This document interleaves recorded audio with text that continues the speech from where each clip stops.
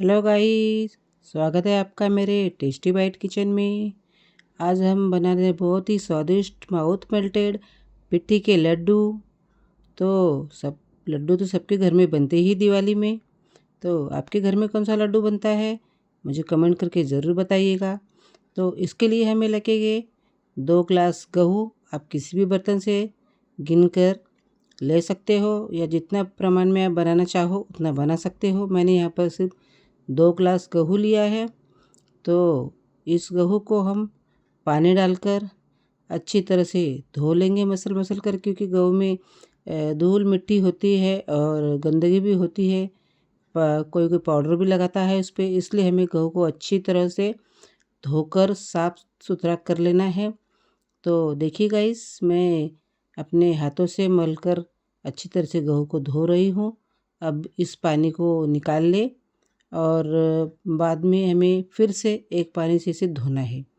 तो देखिए गाइस, एक पानी से धो चुके हैं हम। अब इसमें अब दोबारा पानी डालेंगे। गेहूँ जितने आप साफ धोएंगे उतनी ही पिट्ठी आपको अच्छी निकलेंगी, सफ़ेद निकलेंगी। तो आपका लड्डू का कलर और टेक्सचर भी बहुत अच्छा आएगा गाइस। तो ये देखिए, मैं फिर से इसे एक बार धो रही हूँ। तो इसे अच्छी तरह से मलकर मैंने धो लिया है। अब इन गेहूँ का पानी हम निकाल लेंगे और एक सूती कपड़े पर उस पर पानी उसका निकलने के लिए डाल देंगे। तो गाइस, कुछ देर हमें इसको ऐसे ही पानी निकलने के लिए पड़ा रहने देना चाहिए। अब थोड़ी देर के बाद इसे हम उसी कपड़े में बांध लेंगे और गेहूँ को किसी ऊंची जगह पर टांग के रखेंगे, या गांठ बांधने के बाद आप उसी बर्तन में या उसी छन्नी में जिसमें हमने गेहूँ को पानी थरने के लिए रखा था उसी में रख सकते हैं। तो गाइस, ये देखिए, मैंने गेहूँ को अच्छी तरह से पोटली में बांध दिया है। तो अब इस पोटली को मैं कहीं पर ऊंची जगह पर टांग दूंगी। तो मैंने एक हुक में इसे लटका दिया है।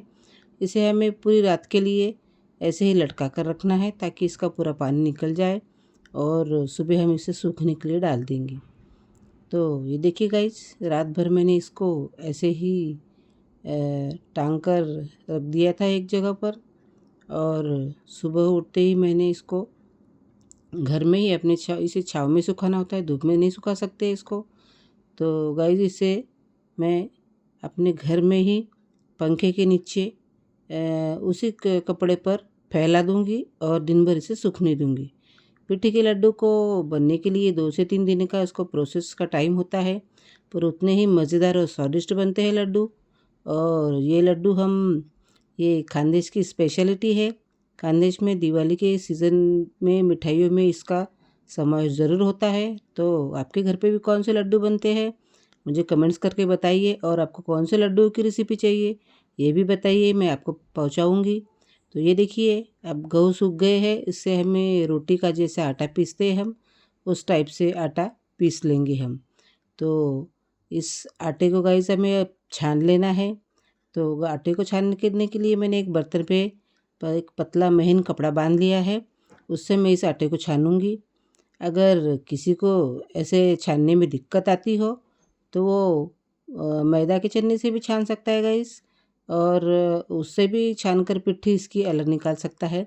पर मैं कपड़ा बांध के ही छानती हूँ, क्योंकि इससे बहुत ही बारीक और महीन पिट्ठी निकलती है और जो भी भूसा और मोटा आटा रवा होता है वो अलग हो जाता है। तो मैं इस तरह से कपड़े से ही छानती हूँ और पिट्ठी अलग निकालती हूँ। तो ये देखिए गाइस, हमारा रवा और भूसा अलग निकल चुका है उसमें से। तो अब इसे हम बाजू में निकाल लेंगे और इस बर्तन में जो आटा निकला है पिट्ठी का, वो सब एक जगह इकट्ठा कर लेंगे। तो आपको कौन से लड्डू पसंद है, आप मुझे जो कमेंट ज़रूर कीजिएगा। ये देखिए, अभी 2 ग्लास जो हमने आटा लिया गेहूँ लिया था उसमें से हमें इतना आटा मिला है। तो बाकी चीज़ें हमें भी आटे को गिन कर ही लेना है। तो इसके लिए हमें एक कटोरी या कोई भी बर्तन लेकर आटा गिन लेना है। देखिए गाइस, अब मैंने कटोरी के हिसाब से आटा गिनना शुरू कर दिया है। एक कटोरी भर गई है। ये दूसरी कटोरी, और इसी तरह से पूरा आटा हमें गिन लेना है। तो ये देखिए गाइस, अब तीसरी कटोरी भरने जा रही है। तीसरी कटोरी भी भर चुकी है, मतलब अपने पास 3 कटोरी आटा हो चुका है। और जो बाकी का आटा है वो भी हम इसी तरह से गिन लेंगे। ये देखिए गाइस, 4 कटोरी आटा हो चुका है। तो आटा कम से कम हमारे पास 5 कटोरी तक आटा इसमें से निकला हुआ है। तो उसी कटोरी के उसी नाप से हम बाकी के घी, शक्कर, वो उसका भी नाप निकाल लेंगे। तो ये देखिए गाइस, अब थोड़ा सा ही आटा बचा है, तो वो भी हम कटोरी में डाल देंगे। देखिए मैंने पूरा आटा कटोरी में उड़ेल दिया है। तो गाइस, इसमें कटोरी भरने के लिए थोड़ा सा बाकी है, पूरी कटोरी भरी नहीं है उस आटे में। तो हमारे पास 4.25 कटोरी के लगभग आटा है। उसी आटे के हिसाब से हमें इसमें 2 से ढाई कटोरी घी लेना है और 2 से ढाई कटोरी पिसी हुई शक्कर लेनी है। तो अभी इस सब आटे को हम इकट्ठा कर लेंगे एक जगह पर, और इसी कटोरी के नाप से अब हम 2 से ढाई कटोरी घी लेंगे और एक बर्तन में निकाल लेंगे। तो ये देखिए गाइस, ये कटोरी ली है मैंने। इस कटोरी के हिसाब के अब हमने आटा गिन लिया था इस कटोरी से, तो अब हम घी का भी इसी में माप करेंगे। तो ये देखिए, घी भर लिया है मैंने कटोरी में। तो अभी हम इसी कटोरी से ढाई कटोरी घी एक बर्तन में या कढ़ाई में निकाल लेंगे। ये देखिए, ढाई कटोरी घी मैंने ले लिया है। अब इस घी को हमें मेल्ट करना है गैस पर रखकर, तभी इसको हम लड्डू में इस्तेमाल कर सकते हैं। तो जैसे ही हम ये घी को मेल्ट करेंगे, उसके बाद हम तुरंत आटा भुनना चालू कर देंगे। तो ये देखिए गाइस, घी अब मेल्ट हो चुका है धीरे धीरे। अब हमें आटे को भुनने की तैयारी करनी है। तो ये घी जो है वो हमें हिसाब से ही डालना है, उसमें थोड़ा थोड़ा करके डालना, नहीं तो हमारे लड्डू बिगड़ जाएंगे, इसलिए हमने मेल्ट कर लिया है। अभी देखिए, एक कढ़ाई गरम कर लीजिए और जो आटा हमने निकाला था, जो पिट्ठी हमने छान के निकाली थी, उस पिट्ठी को हमें ड्राई रोस्ट करना है 5 मिनट तक। मतलब वो उस आटे को थोड़ा सा गर्म कर लेना है। तो अब यहाँ पर हमें गैस की फ्लेम को धीमा ही रखना है गाइस, क्योंकि गैस की फ्लेम अगर हम बढ़ा देंगे तो आटा बहुत जल्दी जलने की संभावना रहती है। तो अब यहाँ से हमें सभी काम धीमे आंच पर ही करना है, और धीमे आंच पर भुनने से आटा बहुत ही अच्छा भुना जाता है और जलता भी नहीं है नीचे से। तो ये देखिए गाइस, अभी मैंने आटे को भुनना चालू कर दिया था, तो कम से कम 3 से 4 मिनट आटा भुन चुका है। अब इसमें हमने जो घी मेल्ट करके डाला था, इसमें हम डालकर आटा भुनना शुरू कर देंगे। तो ये देखिए गाइस, हमारी पिट्ठी अच्छी तरह से गर्म हो चुकी है, थोड़ी ड्राई रोस्ट हो चुकी है। अब इस आटे में इस तरह से बीच में एक गड्ढा बनाकर उसमें हम 3 से 4 चमचे घी डालेंगे। तो ये देखिए गाइस, अब इसमें हम घी डालना शुरू करेंगे। तो ये 1 चम्मच और दूसरा भी चम्मच भर के डालेंगे, ऐसे 2 से 3 चम्मच हम डालेंगे। 2 चम्मच और 3 चम्मच, 3 साढ़े 3 चम्मच हमने घी यहाँ पर डाल दिया है आटे में। इसको अब अच्छी तरह से हम मिला लेंगे, जब तक कि हमें ऐसा नहीं लगे कि अब इसमें लड्डू बनने की हालत में आ गया आटा है, तब तक इसमें हम घी मिलाते रहेंगे और उसे भूनते रहेंगे मंद आंच पर। तो ये देखिए गाइस, जितना मैंने घी डाला था, मैंने आटे में सभी अच्छी तरह से मिला लिया है, पर अभी भी आटा सूखा दिख रहा है, इसके लड्डू नहीं बन सकते, तो इसमें हमें और घी की ज़रूरत पड़ेगी। तो ये देखिए, अभी उसमें हम और घी डालेंगे। तो थोड़ा सा भुनने के बाद पूरा घी जब आटा ऑब्जॉर्ब कर लेगा, तो उसके बाद फिर से हमें आटे में बीच में खड्डा करना है, और उसमें जो हमने मेल्ट करके रखा है वो घी हम उसमें ऐड करेंगे।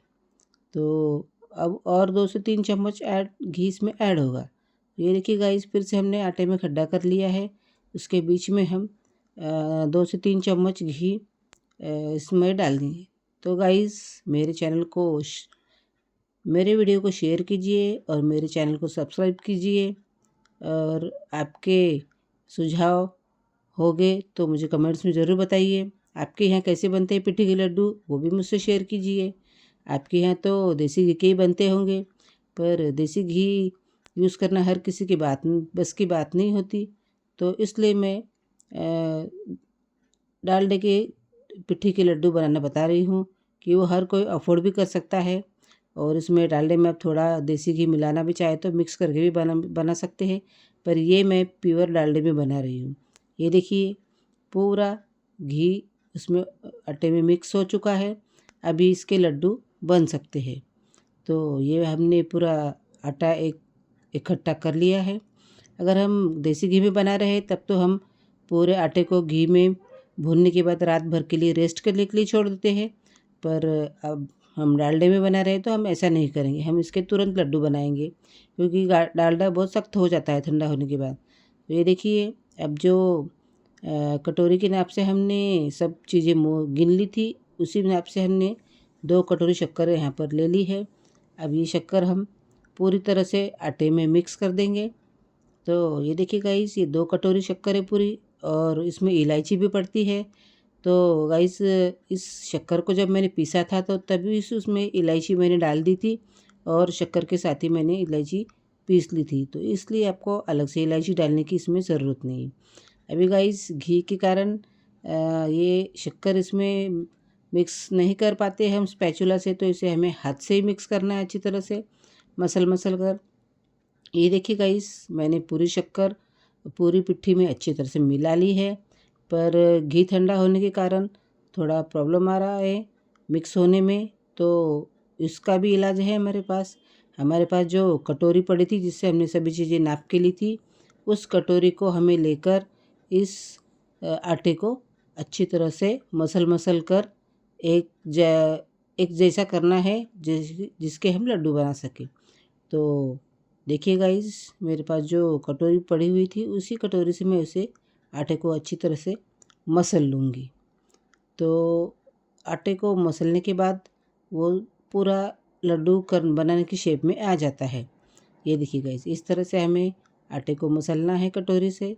जब तक मसलना है जब तक कि कटोरी को पूरा घी चिटकने लगे और आटा और शक्कर एक जान न हो जाए। तो ऐसे धीरे धीरे हम इसी तरह से इस कटोरी से रगड़ते रहेंगे पूरे आटे को। ये देखिए गाइस, शक्कर और घी आटे में अच्छी तरह से मिल चुका है। अब ये आटा लड्डू बनाने की सूरत में आ गया है। तो अब इसके हम लड्डू बनाना चालू करेंगे। तो यहाँ पर एक लास्ट और इंग्रेडिएंट इसमें मिक्स करना बाकी है। इस पिट्ठी में मैं 4 टेबलस्पून मिल्क पाउडर ऐड करूँगी गाइस। वैसे तो मिल्क पाउडर ऑप्शनल है, आपको अगर करना है तो कीजिए, नहीं तो नहीं कीजिए, पर मैं करती हूँ क्योंकि उससे लड्डू का टेक्सचर नरम आता है और काफ़ी दिनों तक लड्डू अंदर से नरम रहते हैं और टेस्टी भी लगते हैं लड्डू। इसलिए मैं पिट्ठी के लड्डू में थोड़ा सा मिल्क पाउडर ऐड करती हूँ। आप करना चाहे तो कीजिए, अगर नहीं करना चाहे तो आप स्किप भी कर सकते हैं, ये ऑप्शनल है। देखिए गाइस, अभी ये मैंने जो मिल्क पाउडर उसमें मिलाया था वो अच्छी तरह से आटे में मिल चुका है। अब हमें जिस भी टाइप के लड्डू चाहिए, छोटे बड़े, उस टाइप के लड्डू हम यहाँ पर बना लेंगे। तो घी ठंडा होने के कारण लड्डू बनाने में थोड़ा प्रॉब्लम आ रहा है गाइस। तो यहाँ पर एक मैं टिप देना चाहूँगी कि अगर लड्डू का आटा ठंडा हो जाए और लड्डू बनाने में परेशानी हो तो एक बर्तन में थोड़ा सा गर्म पानी कर लीजिए खौलता हुआ, और उस बर्तन के मुंह पर जो ये लड्डू का आटा हमने कलाया उसका बर्तन रख दीजिए। नीचे से उसको गर्म भाप लगती रहेंगी और ऊपर का आटा गर्म हो जाएगा, तो आपको लड्डू बनाने में दिक्कत नहीं होगी। आपके लड्डू जल्दी जल्दी बन जाएंगे और नरम बनेंगे। तो मेरे चैनल को सब्सक्राइब करना मत भूलिए गाइस। और आपके लिए एक खुशखबरी है कि जो व्यूअर्स मेरे वीडियो को देख रहे हैं, अगर वो मेरे चैनल जो 50 पहले व्यूअर्स है जिसने मेरे चैनल को सब्सक्राइब किया, पहले लाइक शेयर किया, कमेंट किया, उनका जिक्र मैं मेरे अगले रेसिपी की वीडियो में करूँगी, उनका नाम और फ़ोटो भी लगूँगी। तो गाइज़, मेरे चैनल को सब्सक्राइब कीजिए